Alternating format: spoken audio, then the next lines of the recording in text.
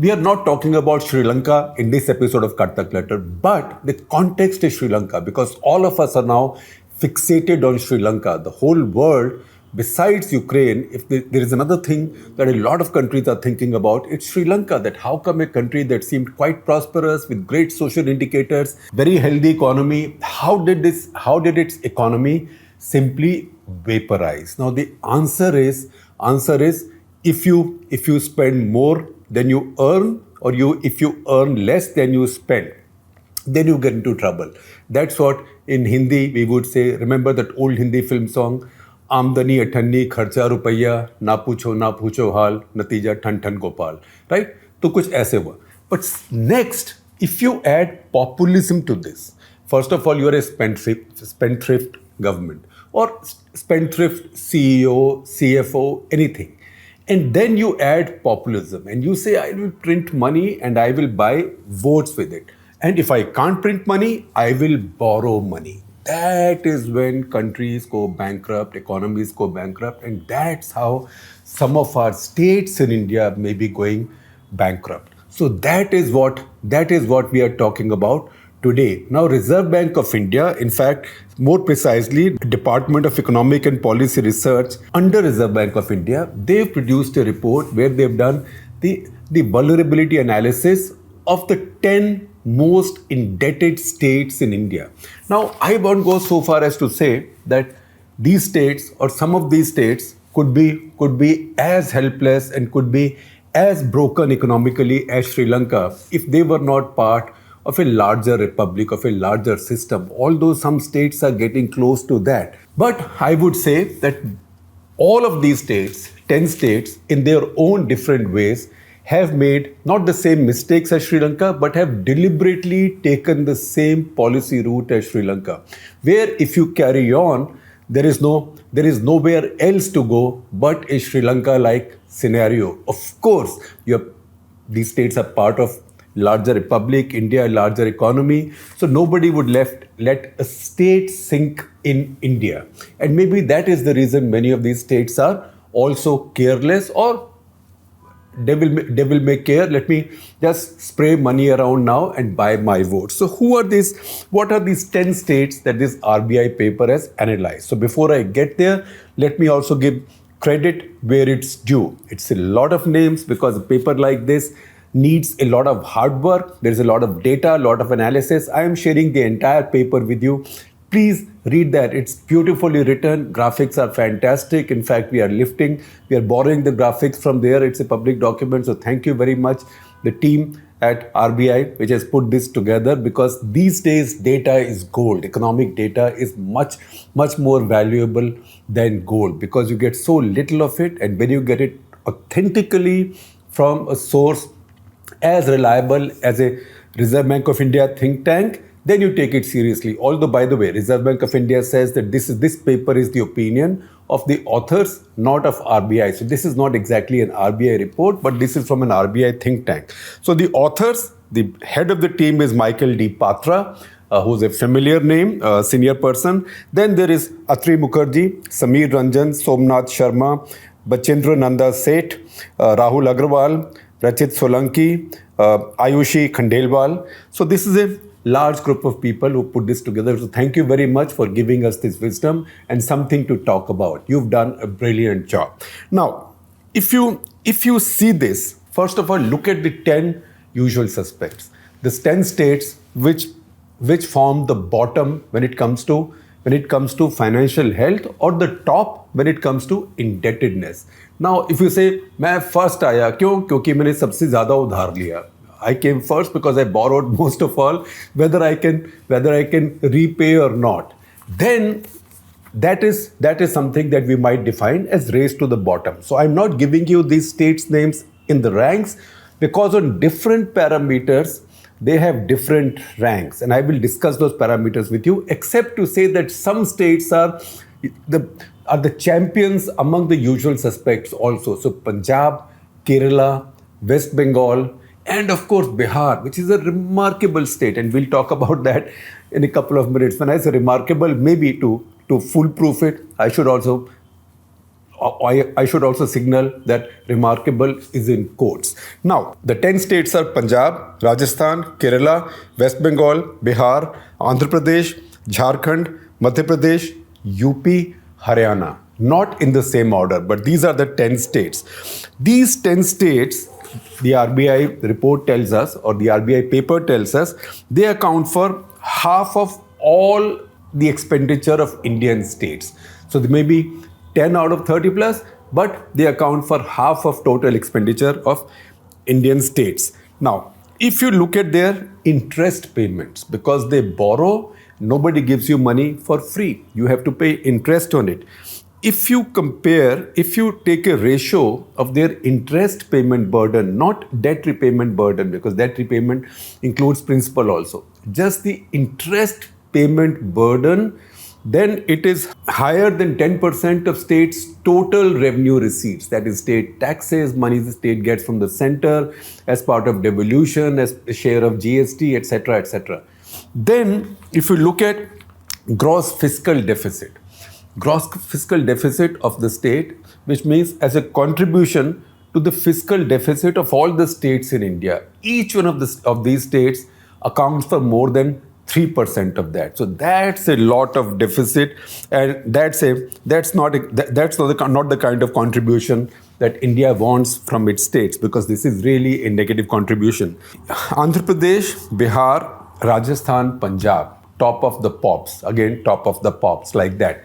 Now, 15th Finance Commission, they gave the states targets for their fiscal deficit and debt. So these four champions have smashed everything. They have flunked both their fiscal deficit and debt targets. That is Andhra Pradesh, Bihar, Rajasthan, Punjab. Then if you see, and this is for 2020-21, so if anything, it would have gotten worse in 2021-22 and probably will get even worse in 22-23, because everybody is moving in the same direction. Then you have people who haven't done that badly, who haven't flunked both papers, that is debt and deficit, but who flunked one paper. So Kerala, Jharkhand, West Bengal, they've missed their debt targets. So fiscal deficit, maybe they still have passed marks marginally, but they failed on their debt targets.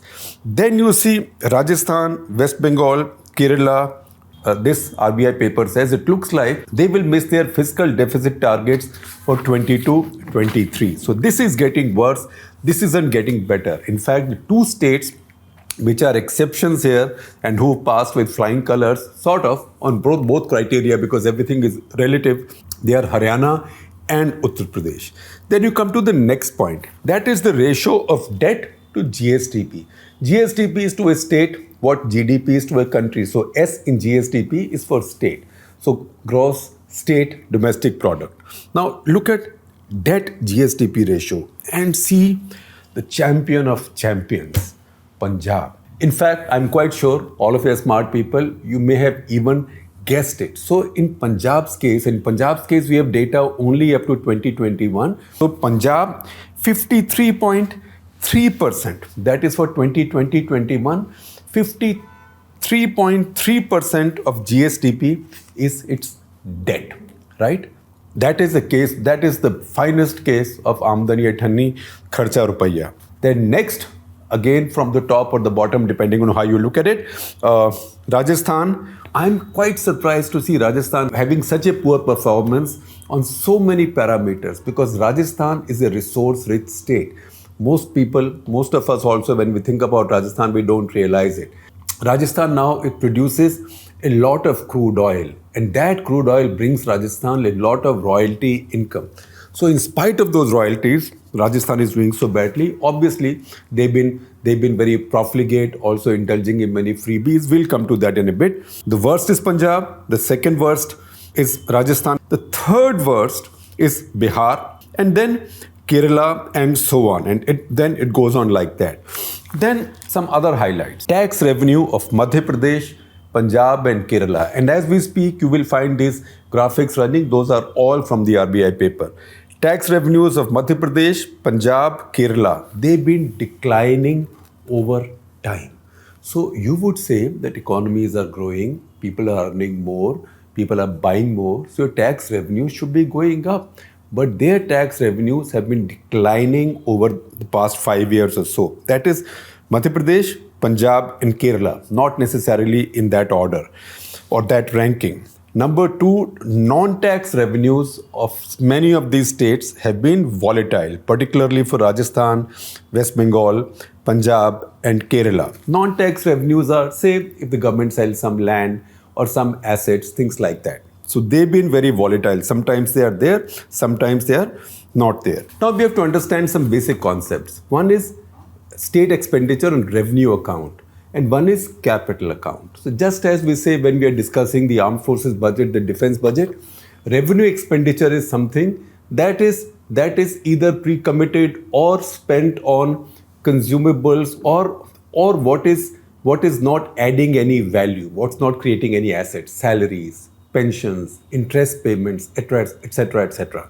If you see that, then a bunch of states, 4 of these 10 states, have spend more than 90% of their entire income over revenue expenditure. That is, they basically pay themselves, their staff, their officers, their retirees, etc., freebies, etc., etc. So who are the tops here? No surprises. Punjab and Kerala, 90.8, 90%, that range. West Bengal, almost there, 89.6. Rajasthan, 89.5. Again, Rajasthan is a surprise. Andhra, 88%. And everybody, all 10 are above 80%. So everybody is an 80%er on the wrong side. It won't take them anywhere but towards trouble. In fact, in this list of 10, Uttar Pradesh, if anything, is the least worst at just about 82%. Then you come to another ratio, which is revenue expenditure to capital outlay, which means if I earn 100 rupees, if a state earns 100 rupees, how much of it I spend on myself and on buying votes for myself, which is through freebies, etc., and how much do I then have to build new schools, new bridges, buy new buses for capital expenditure. You understand what capital expenditure is. There, Punjab is a big champion. Its ratio is 16.6:1. That means for every 1 rupee, Punjab can spend on capital expenditure. That is to create assets, on create things of value.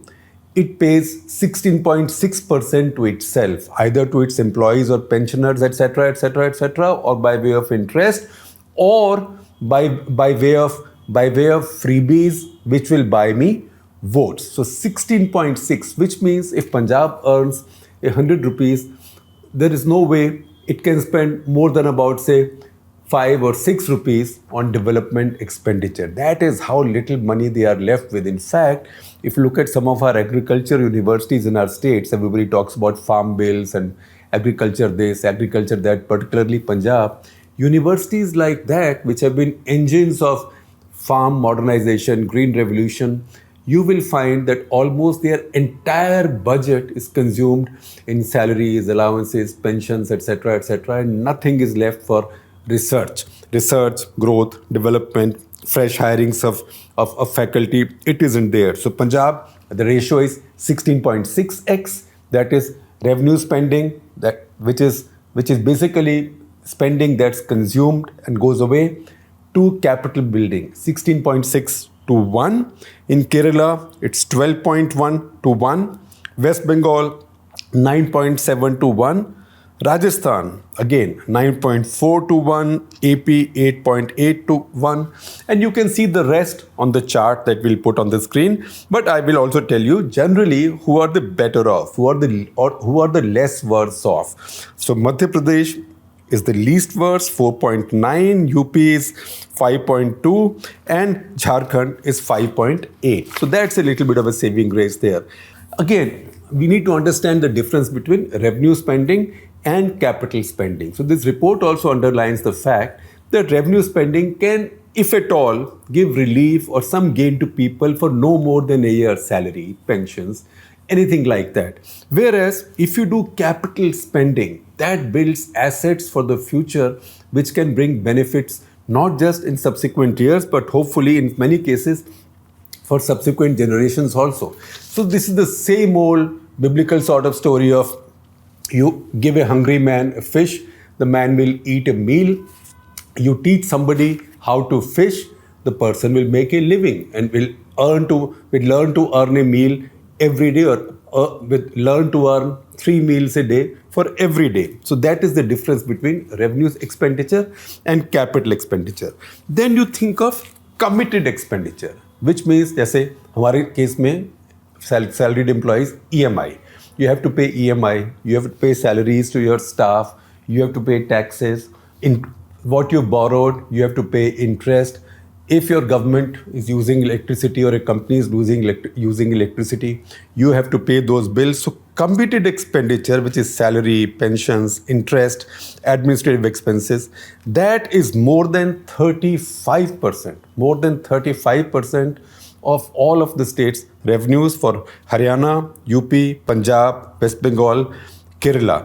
And what that does is that leaves much less for development funding. So once again, see this table that makes it quite explicit. And here also, top of the pops is my Punjab, 47.1%. They've just been borrowing and spending, and doing balle.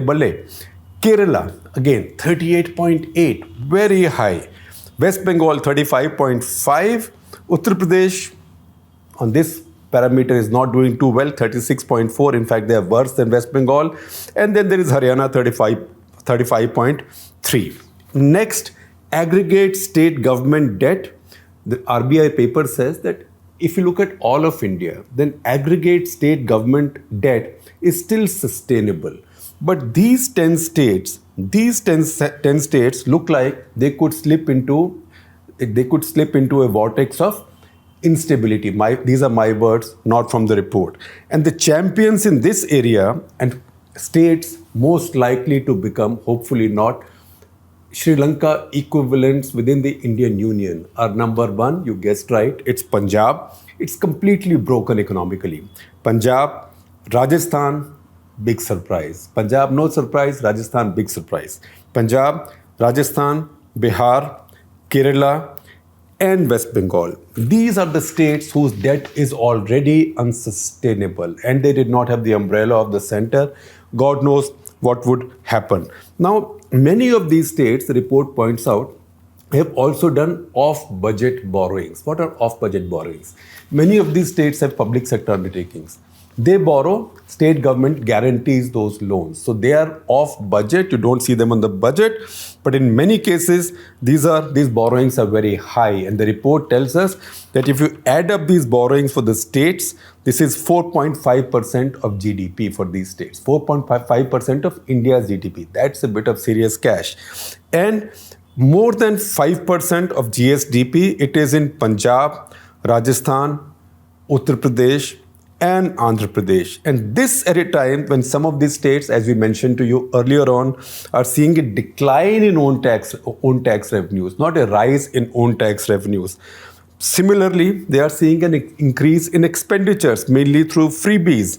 And also, what happens tomorrow, because they've been giving out free power and all, so their power distribution companies are all broken. Their power distribution companies are bankrupt. And tomorrow, if those losses have to be funded, then these states will completely go bankrupt. In fact, there's another table that this paper has that tells you that the net worth of the power distribution companies in 9 out of these 10 states is now already negative. And the report also notes the freebies promised in the recent budgets by these states. And they tell you that a state like Punjab, which is already so deep in debt, has promised 17,000 crores of extra freebies. Punjab is a small budget. It's not Uttar Pradesh. 70,000 crores, of which 5,000 crores will go for these 300 units of free power and another 12,000 crores if the Aam Aadmi Party government keeps the promise of giving every woman 1,000 rupees a month.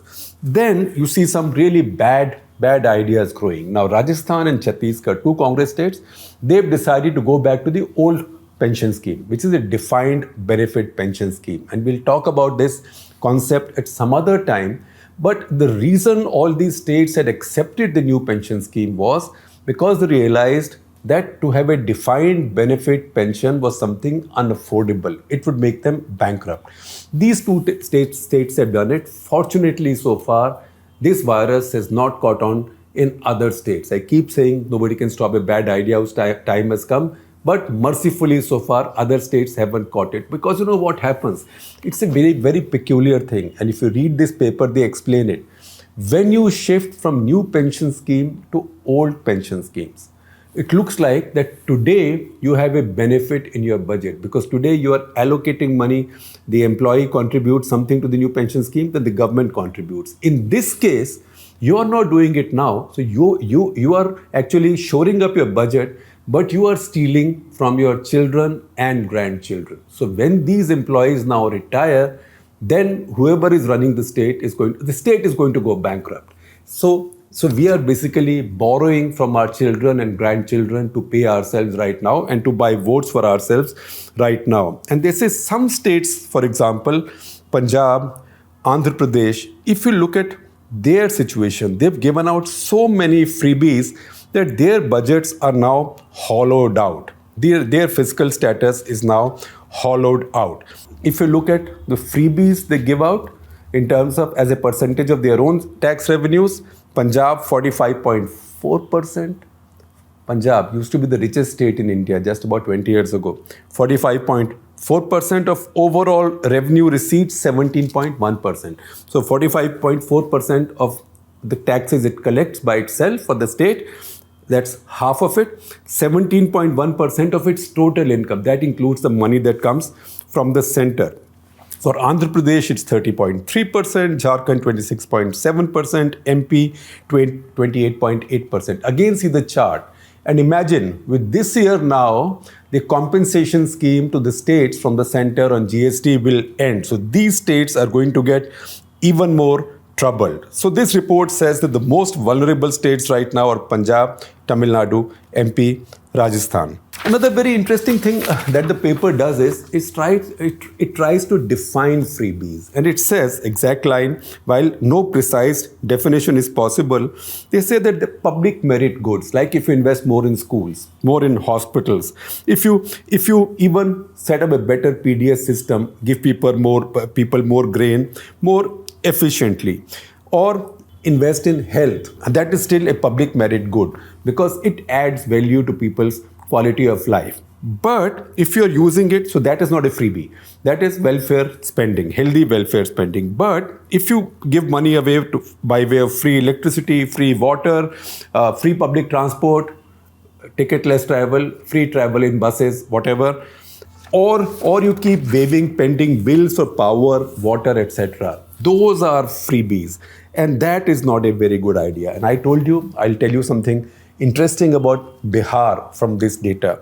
That data, please look at this chart. Now, this chart tells you what each state government of these 10 state governments, these troubled, indebted, heavily indebted, stressed state governments, which government's kitty in terms of which government's pie of its income comes from where. So if you look at this analysis, then states' own income is mostly sales tax, SGST, that is the state GST. Then there is something called excise. Now, if you see excise, and then another large chunk is the money that comes from the center. From the center, it either comes by way of devolution, which is the state's right, from GST, etc. The state has a right to, we are a federal country, state has a right to a share of central kitty of these taxes, central taxes.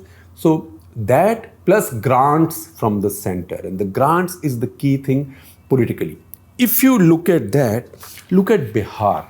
Look at that purple. The purple in this chart is excise. And see how tiny that excise earning for Bihar is. Why has that happened? Because Bihar imposed prohibition. A lot of the excise earning comes from liquor. That's where our Punjab is doing brilliantly. Because if nothing, they're collecting excise on liquor. They are not putting any bars there. So Bihar has very poor excise income. And who's paying Bihar government to still survive? See, their share of what comes from the center is 75 75% of Bihar government's total income is what comes from central government by way of devolution and by way of grant. So, Nitish Kumar and others keep demanding special status for Bihar. If this isn't special status, that's 3 out of the 4 rupees you earn actually come from the center. What else do you want by way of special status? You might as well focus and improve your governance. And I can give you comparisons. Jharkhand, the central share is 57%. That is 20 percentage points, almost 20 percentage points, precisely 18 percentage points lower than Bihar. Madhya Pradesh is 53, UP is 52, West Bengal is 55, but Bihar is 75%. If only Bihar had some proper excise income, if they had not done this very expensive and, in my view, very, very, very senseless political move, and that's also been done for votes and for populism, then they might have also been in the 60%, 62% bracket, not 75%. And finally, before I let you go, remember the 3 states where, in spite of this situation, their taxes every year have been declining over 5 years. These are Punjab, Kerala, and Madhya Pradesh. So those are the ones that need watching.